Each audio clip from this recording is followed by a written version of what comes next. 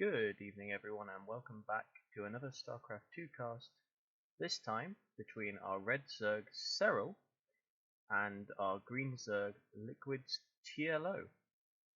Having just done the series between TLO and Solar, I was really excited to go on and cast TLO's other games in this tournament because I saw on Twitter and heard some rumblings around about the time of the Homestory Cup 19 that TLO had done relatively well in some games he wasn't supposed to.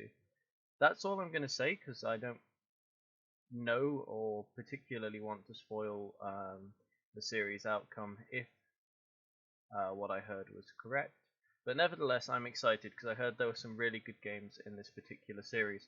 So, Serral has gone for the earlier expand, around about 16 supply. It's only a couple of seconds earlier than TLO's, although interestingly, you can see that TLO has opted to take what would ordinarily be called the third base expansion and not the natural, whereas Serral's is much more normally placed.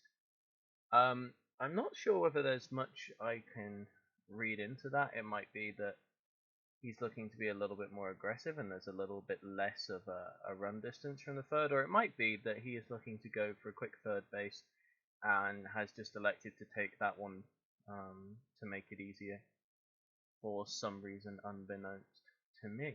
We can see that both Serral and TLO have thrown up their gases, and both of them are working on their pools, with Serral's being just a little bit ahead of TLO's.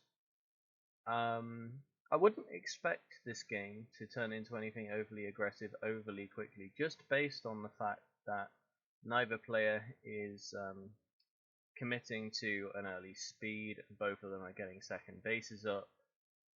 In fact, I wouldn't be surprised at all to see both of them go up to 3 bases and commit to a 3 base versus 3 base style. We can see a fairly ordinary number of scouting lings coming out from Serral here, and slightly less, but again, the same principle from TLO. Both of them are starting speed, but I think that's more to try and grab map control and to play off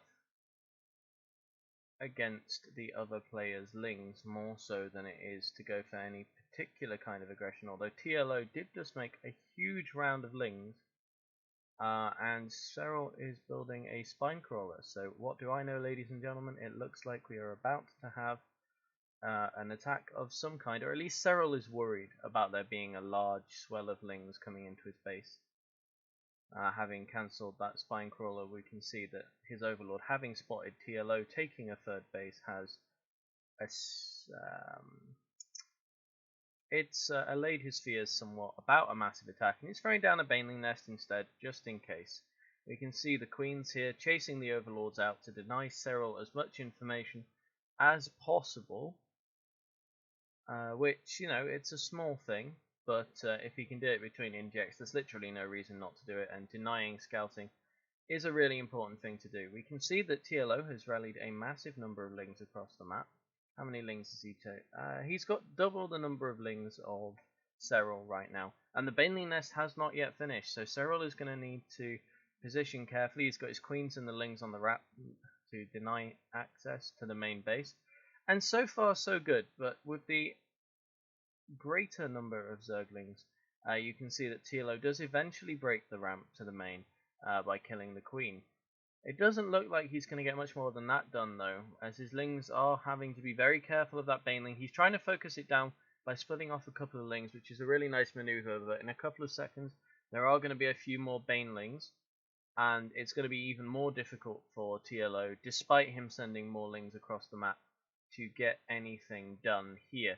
I'd like to see him try and focus a little bit on the third nexus. There's no creep, so those banelings are pretty slow at nexus. Third hatchery, and if he can get the cancel or even just kill it now that it is finished, that would be fantastic. We can see that he's likely not going to. He doesn't quite have the ling numbers, and the banelings are now patrolling near the third to do so.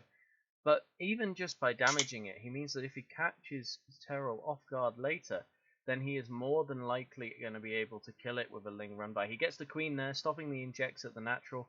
The Zerglings are doing a lot of economic damage to Serral here. the worker count is still up for Serral, as he has tried to saturate his natural, but that is going to change very quickly, as you can see that the Lings are on hold position in the main base, killing as many workers as possible, and just like that, going down 10 workers is devastating for Serral's economy.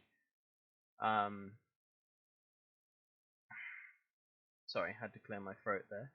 We see continued Ling skirmishes happening, and although the Banelings theoretically give Serral an advantage, TLO has done a great job of fighting where they're not. And we can see that Serral is splitting off small numbers of Zerglings to attempt to potentially get some damage done on TLO, with a surprise run by, but TLO's Lings are already in position for this, and it's going to get mopped up without doing anything. The good news for Serral, though, is that by sending those Lings out onto the map and drawing TLO's attention away, he did slow down the Zergling assault. He's not stopped it completely, as we can see, but he did manage to buy a couple of seconds of breathing room for a few more Banelings and Lings to be produced before he faces the full onslaught of TLO. And like I mentioned earlier, now that he's got some damage done to that hatchery earlier, he's come back and he's trying to focus it down. And just by doing this, it means that even if the Ling aggression ultimately doesn't kill Serral, TLO will have the greater number of bases at the end of it if he can pull off the snipe on this hatchery. And we can see that TLO is moving slightly out of the aggression, because although he is training a lot of Lings still, he is beginning to put drones back on that production tab, and a Baneling nest of his own is going down. This can be both aggressive and defensive. I'm assuming it's going to be aggressive, but with the number of Lings that are now coming across the map from Serral and attempted counterattacks, they will be very useful. You can tell that Serral clearly needs to get some damage done, because right now he's got half the number of drones of TLO. He's down a base, and if TLO keeps droning, especially given that he has a fairly equal army size, if he can defend this, then Serral is just going to have to accept that this game is very hard to win, or indeed just tap out, because he's not going to have the economy to compete with the free base TLO. Picking off these Banelings will be very nice for him, but it's not going to stop the ones that are already alive posing a significant threat. We can see here both players trying to dance away from the Banelings as best as possible, and CLO is picking a couple of them off. He does get a Baneling off, Serral does get a couple of his Banelings, dropping that count, and he does still have the greater Ling force, but it's the number of drones that is getting me increasingly worried, because at this point TLO can, just as he has done, switch back to pretty much only Zergling production and outproduce on 3 hatcheries worth of injects, or 3 hatcheries worth of lava rather, outproduce Serral in the long term. I think that TLO might actually have taken this game against the God King Serral himself.